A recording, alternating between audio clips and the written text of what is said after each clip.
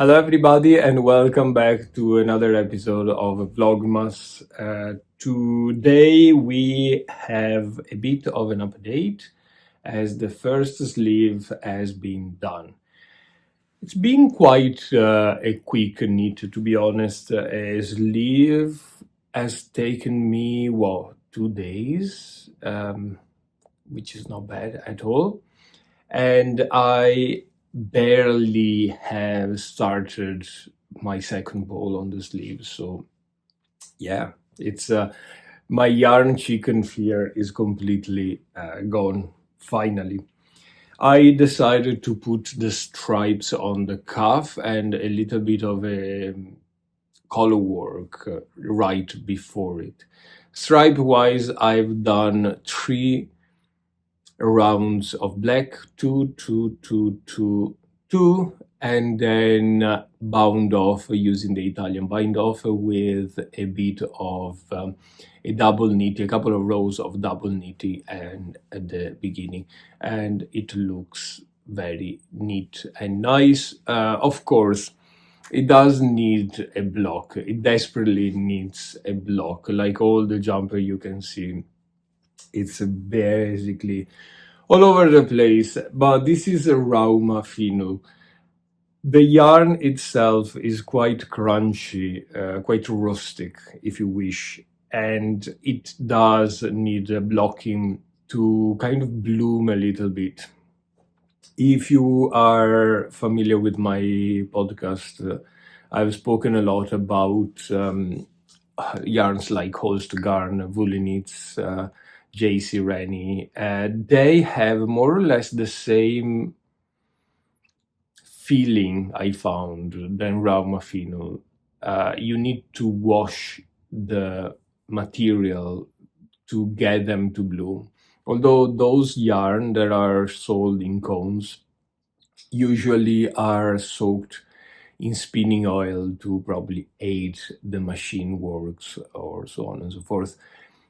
This is not the case for Rauma. Rauma is quite a clean yarn, I have to say, and even if you wash it, you won't really see much of a residue in the water, but probably it's due to the nature of the fiber itself. It tends to be a little bit rough and crunchy, and then when you wash it, it blooms and it turns out completely fine. So I have high expectation for this going forward. I am tempted to try it on, but I probably will not, because on the other sleeve we have all the stitches on a, what you call it, on a safe thread, and it's quite tight under the arm, so won't be really feasible. But I'm happy with that. The only thing that I'm realizing now is the body might be a tiny bit shorter than I thought. I might actually end up the knitting, block it, and then see if I need to add any length over here or not. I really hope not, because undoing Italian bind off with a Rauma Fino, it's absolutely a nightmare, so I'm not going to look forward to that. But yeah, I'm very happy with the results so far. I think the color work is striking, and having the sleeve in black with a tiny bit of color work at the two ends makes all the difference. So here we go. I am not planning on knitting for the rest of the day, and probably tonight. I have a meeting very late tonight, and after dinner I might just relax. The weather today is very, very, very bright, but extremely cold. I think outside is about -3 or something like that. The cars are completely iced, full of ice. And yeah, it's actually very nice. It gives me a lot of energy. It's 9 in the morning as we speak. I went for a run earlier and it was just so cold, but it gives me a lot of energy. I really love winter. It's my favorite season. It's always been my favorite season. So yeah, some of you have asked me how I can knit so quickly to have a sleeve completely in 2 hours and so on. Well, I don't know, to be honest. I don't think I am a quick knitter by any stretch of the imagination. Two things, though, that may help addressing this question. First off, is the way I knit. I am a continental knitter, so I keep my yarn on the top of the finger and I don't do any flicking. So my hands movement is very, very minor. And that helped with the speed quite a bit. I think doing the knitting continental with color work as well helps a lot with the speed.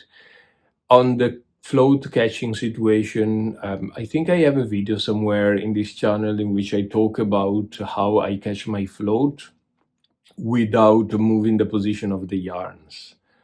And that as well, that technique basically is picking from a side to the other of the yarn. I'll make sure to dig out that video, but it's in my channel. That technique as well helps me a lot with speed. And the second thing probably is allocation of time. I wake up around 5:30 in the morning. I have breakfast. I put on the news, and during the news time, I knit. I sit and watch the news, which will take about an hour, so around 6, 7, and I watch multiple news because I'm an Italian living in Ireland. I'm Irish as well, by the way, but I check the Italian news, I check the Irish news, I check the European news, like a lot of news, but that is all my news for the day. I'm not on Twitter. I'm not checking other channels. I don't need any bad energy in my day. So that is done. So an hour of television very early morning, that is an hour of straight knitting, and I don't do anything else. So that really helps. And then in the evening, sometimes I just like to take a break from whatever else I'm doing, and I dedicate another half an hour. So it's about an hour and a half a day of knitting. And I think that helps as well with getting stuff done.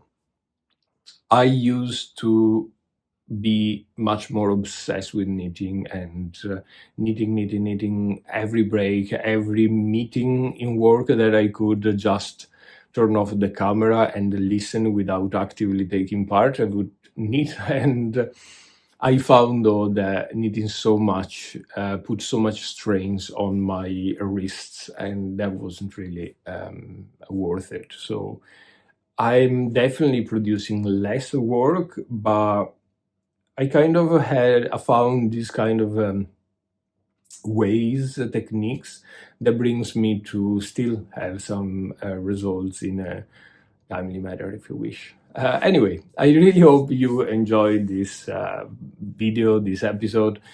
For the rest of the day, I am going to work, unfortunately. I am going to review a watercolor palette that I just bought in the post. So that will be my lunch break recording session. And then that's it. Yeah, I will just enjoy the coziness of a very cold day and some of the bright sun. I will see you tomorrow. Bye-bye.